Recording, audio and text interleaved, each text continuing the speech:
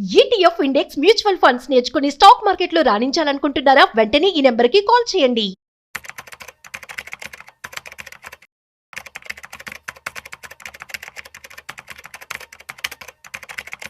Suman TV ప్రేక్షకులకు నమస్కారం. 2026 new year సందర్భంగా మనం ఏం చేద్దామంటే గత 1 ఇయర్ అంటే 2025 మార్కెట్స్ ఎలా ఉన్నాయి, నెక్స్ట్ 1 ఇయర్ మార్కెట్స్ ఏ విధంగా ఉండబోతున్నాయి అన్నది మనం చర్చించుకుందాం. ఇప్పుడు చూడండి, ప్రపంచ మార్కెట్స్, యుఎస్ మార్కెట్స్ కానీ, యూకే మార్కెట్స్ కానీ, జర్మనీ కానీ, జపాన్ కానీ, చైనా మార్కెట్స్ కానీ, బ్రెజిల్ కానీ, ఇండోనేషియా కానీ, ఆల్మోస్ట్ ఎమర్జింగ్ మార్కెట్స్ అన్నీ కూడా చాలా అద్భుతంగా మంచి రిటర్న్స్ ఇచ్చాయి. ఈవెన్ కొరియన్ మార్కెట్స్ అయితే 75% రిటర్న్స్ ఇచ్చినాయి. జర్మన్, జపాన్ ఇలాంటివి 25 to 30% ఇచ్చాయి. కేవలం మన మార్కెట్ మాత్రమే ఈ క్యాలెండర్ ఇయర్లో సెన్సెక్స్ కేవలం 7 to 8% ఇచ్చింది. నిఫ్టీ అరౌండ్ 8 to 9% ఇచ్చింది. నిఫ్టీ 500 స్టాక్స్లో 2/3 ఆఫ్ ది స్టాక్స్ నెగిటివ్లోనే ట్రేడ్ అవుతున్నాయి. ఎందుకంటే ప్రధాన కారణం ఏమిటంటే, మీకు తెలియని విషయం కాదు, అమెరికాతో అన్సర్టనిటీ వలన, అంటే అమెరికాలో ట్రేడ్ డీల్, ఎక్స్పోర్ట్ యొక్క ట్రేడ్ డీలు మన మీద 50% టారిఫ్ వేయటం వల్ల ట్రంప్ గారు అన్సర్టనిటీ వల్ల ఎక్స్పోర్ట్స్ తగ్గినాయి. సో మనకి ఇంపోర్ట్స్ మాత్రం మనకి ఇంజనీరింగ్ కావచ్చు, ఎలక్ట్రానిక్ సంబంధించినవి కావచ్చు, కొన్ని క్రూడ్ ఆయిల్ ఇంపోర్ట్స్ కోసమేమో కార్పొరేట్స్ డాలర్స్లో చెల్లించాల్సి వస్తుంది. అంటే డాలర్కి డిమాండ్ పెరిగింది, ఎక్స్పోర్ట్స్ ఏమో తగ్గినాయి. సో ఏమైందంటే రూపాయి పతనమైంది. ఎంత పతనమైంది రూపాయి అంటే, గత సంవత్సర కాలంగా సుమారు 5% పతనమైంది. రూపాయి విలువ క్షీణించింది. రూపాయి విలువ క్షీణించడం వలన, తర్వాత ఎక్స్పోర్ట్స్ తగ్గటం వలన, ఇంపోర్ట్స్కి పెరగటం వలన, ఇంపోర్ట్స్కి డాలర్స్ డిమాండ్ వలన డాలర్ పుంజుకుంది. ప్రపంచవ్యాప్తంగా జియో పొలిటికల్ ఇష్యూస్ వల్ల కూడా డాలర్ పుంజుకుంది. తర్వాత ఏమిటి, బంగారం మనము ఎక్కువ ఇంపోర్ట్ చేసుకోవటం వల్ల, ఇంపోర్ట్ బిల్ వల్ల కూడా మన యొక్క ఫారిన్ రిజర్వ్స్ తగ్గినాయి. ఎప్పుడైతే ఫారిన్ రిజర్వ్స్ తగ్గుతాయో, అంటే డాలర్స్ అవుట్ఫ్లో ఎక్కువ ఉండి డాలర్స్ ఇన్ఫ్లో తక్కువ ఉంటాయో, రూపాయి విలువ తగ్గుతూ ఉంటుంది. ఎప్పుడైతే రూపాయి విలువ తగ్గుతుందో ఎఫ్పిఐలు వెళ్ళిపోతూ ఉంటారు, లేదంటే ఎఫ్పిఐలు బయటికి వెళ్తే రూపాయి విలువ తగ్గుతుంది. వైస్ వెర్సా, ఎఫ్పిఐలు బయటికి వెళ్తే కూడా ఎఫ్పిఐలు ఆర్ ఎఫ్ఐఐలు ఏదైనా ఒకటే, వాళ్ళు బయటికి వెళ్ళటం వల్ల కూడా రూపాయి విలువ తగ్గుతుంది, లేదంటే రూపాయి విలువ తగ్గితే కూడా వాళ్ళు బయటికి వెళ్తారు. వాళ్ళు ఎందుకు బయటికి వెళ్తున్నారంటే, మెయిన్గా మనకి ట్రంప్ టారిఫ్లు 50% వేయటం వలన ఒకటి, మన మార్కెట్ అనిశ్చితంగా ఉండటం వల్ల. రెండవది ఏమిటంటే, ప్రపంచ మార్కెట్స్ అన్నీ బాగా పెర్ఫామ్ చేస్తుంది, ఏఐ రిలేటెడ్ స్టాక్స్ బాగా పెర్ఫామ్ చేయటం వల్ల మన దగ్గర కంటే కూడా ప్రపంచ మార్కెట్స్లో ఎక్కువ లాభాలు వస్తున్నప్పుడు మన మార్కెట్స్ వైపు చూడకుండా వాళ్ళు వెళ్తున్నారు. మూడవది ఏమిటంటే, ఈ 4 సంవత్సరాల్లో కోవిడ్ తర్వాత మార్కెట్స్ బాగా పెరిగినాయి. ప్రాఫిట్ బుక్ చేసుకోవటం కోసం వాల్యుయేషన్స్ ఎక్కువ ఉండటం వల్ల వాళ్ళు ప్రాఫిట్ బుక్ చేసుకుని వెళ్ళిపోయారు. జనరల్గా ఎఫ్ఐఐలు ఏం చేస్తారంటే, ఎఫ్ఐఐలు కానీ ఎఫ్పిఐలు కానీ ఏం చేస్తారంటే, ప్రతి దేశాన్ని ఒక స్టాక్ లాగా చూస్తారు. వాళ్ళకి ఎక్కడ ఆపర్చునిటీ ఉంటే అక్కడికి వెళ్ళిపోతూ ఉంటారు. సో ప్రపంచ దేశాల వైపు వాళ్ళు వెళ్ళిపోయారు. మన దగ్గర నుంచి ఈ సంవత్సరం ఈ క్యాలెండర్ ఇయర్లో సుమారుగా 1,55,000 కోట్లు వాళ్ళు విత్డ్రా చేశారు.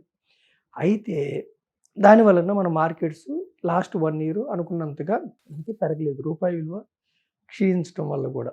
అయితే రూపాయి విలువ క్షీణించినా కూడా రిజర్వ్ బ్యాంక్ ఆఫ్ ఇండియా షార్ప్గా పడలేదు కాబట్టి అంతగా ఇంటర్వెన్ కాలేదు.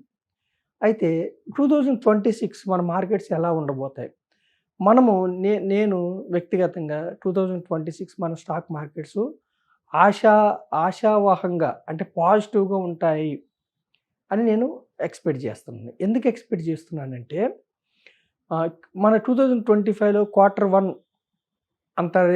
Q1 ప్రాఫిట్స్ కార్పొరేట్స్కి అంతగా రాలేదు, సింగిల్ డిజిట్లు వచ్చాయి. కానీ వేరే Q2లో డబుల్ డిజిట్ వచ్చినాయి. Q3లో ఇప్పుడు వచ్చే జనవరిలో వచ్చే రిజల్ట్స్ ఇంకా బాగుంటాయని మనం ఎక్స్పెక్ట్ చేస్తున్నాం. ఎందుకు ఎక్స్పెక్ట్ చేస్తున్నామంటే, జిఎస్టీ రేట్ కట్స్ వల్ల కావచ్చు, తర్వాత ఆర్బీఐ రేట్ కట్స్ వల్ల కావచ్చు, consumption festival season consumption Boost అవ్వడం వల్ల కావచ్చు, వీటిలన్నిటి వల్ల Q3 యొక్క ప్రాఫిట్స్ బాగుంటాయి. ఎప్పుడైతే కంపెనీస్కి ప్రాఫిట్స్ బాగుంటాయో షేర్ వాల్యూస్ పెరిగే అవకాశం ఉంది. మనకి నిఫ్టీ 500 ఎబిటా 14% ఉంది. ప్రాఫిట్ ఆఫ్టర్ ట్యాక్స్ అరౌండ్ 18-19% ఉంది. కాబట్టి 2026 మార్కెట్స్ ముందుకెళ్ళే అవకాశం ఉంది. రెండవ కారణం ఏమిటి అంటే, ఒక కారణం ఏమో Q3 ఎర్నింగ్స్ బాగుంటాయని ఎక్స్పెక్ట్ చేస్తున్నాం కాబట్టి ముందుకెళ్ళే అవకాశం ఉంది. రెండవ కారణం ఏంటంటే స్ట్రాంగ్ మ్యాక్రో రీజన్స్. అంటే మన జీడిపి లాస్ట్ 5 క్వార్టర్స్ నుంచి కూడా క్రమక్రమంగా పెరుగుతూ ఇప్పుడు అరౌండ్ 8.2% ప్రొజెక్షన్, అన్ని రేటింగ్ సంస్థలు 8.2 ప్రొజెక్షన్స్ ఇచ్చినాయి. జీడిపి స్ట్రాంగ్గా ఉంది, ఇన్ఫ్లేషన్ అదుపులో ఉంది, ఎంప్లాయ్మెంట్ కూడా బాగుంది. సో మ్యాక్రో పరంగా చాలా చక్కగా ముందుకెళ్తున్నాం. సో ఇది మనకి మార్కెట్స్కి మంచిది. మూడవది ఏమిటంటే rate cuts. Reserve bank of India వరుసగా 125 బీపీఎస్ కట్ చేసింది. రేట్ కట్స్ తగ్గటం వల్ల ఏమిటి, అందరికీ వడ్డీ రేట్లు తక్కువగా ఉండి లోన్స్ అన్నీ ప్రజలందరికీ లేదా కార్పొరేషన్స్కి, సంస్థలకి లోన్స్ సులభతరంగా దొరకటం వలన వాళ్ళు కన్జంప్షన్ లేదా వాళ్ళ ఇన్వెస్ట్మెంట్ బూస్ట్ అవుతుంది. సో దీని ఎఫెక్ట్ ఇప్పుడు ఉంటుంది. అదేవిధంగా ఆర్బీఐ కూడా ఏం చేస్తుంది, లిక్విడిటీ పెంచడం కోసం సుమారుగా 3 ట్రిలియన్ 3 లక్షల కోట్లు సుమారుగా మనకి బ్యాంకింగ్ వ్యవస్థలోకి పంపు చేస్తుంది, ఓఎంఓ ద్వారా పంపు చేస్తుంది. కాబట్టి నెక్స్ట్ మార్కెట్స్ బాగుండే అవకాశం ఉంది. నాలుగవది ఏమిటి, జనరల్గా ఎఫ్ఐఐలు ఎఫ్పిఐలు బయటికి వెళ్ళిపోతే మన మార్కెట్స్ కుప్పకూలాలి. కానీ వేరే డొమెస్టిక్ ఇన్స్టిట్యూషనల్ ఇన్వెస్టర్స్ అంటే మ్యూచువల్ ఫండ్ సంస్థలు లాంటి వాళ్ళు, మీలాంటి ఇన్వెస్టర్స్ సిప్ రూపేణ నెలకు 29,000 కోట్లు ఈక్విటీస్లో ఇన్వెస్ట్ చేస్తున్నారు. అంటే డొమెస్టిక్ ఇన్వెస్టర్స్, రిటైల్ ఇన్వెస్టర్స్ మన యొక్క దేశ యొక్క స్టాక్ మార్కెట్స్ మీద వాళ్ళ నమ్మకం కోల్పోలేదు.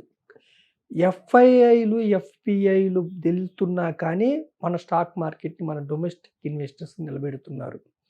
ఐదవది ఏమిటంటే ఫారిన్ గ్లోబల్ ఇన్వెస్ట్మెంట్స్ మన బయటికి వెళ్తున్నారు కానీ ఎఫ్పిఐలు ఎఫ్ఐఐలు, వేరే మన ఫైనాన్స్ ఇన్స్టిట్యూషన్స్ అంటే బ్యాంకింగ్స్ కావచ్చు, ఎన్బిఎఫ్సిస్ కావచ్చు, క్యాపిటల్ మార్కెట్ సంబంధించిన కంపెనీస్ మీద మాత్రం వాళ్ళకి మంచి గురి ఉంది, వాళ్ళు ఇన్వెస్ట్మెంట్ చేస్తున్నారు. సో ఈ 5 కారణాల వల్ల 2026 మన యొక్క స్టాక్ మార్కెట్స్ చక్కగా ముందుకెళ్ళే అవకాశం ఉంది.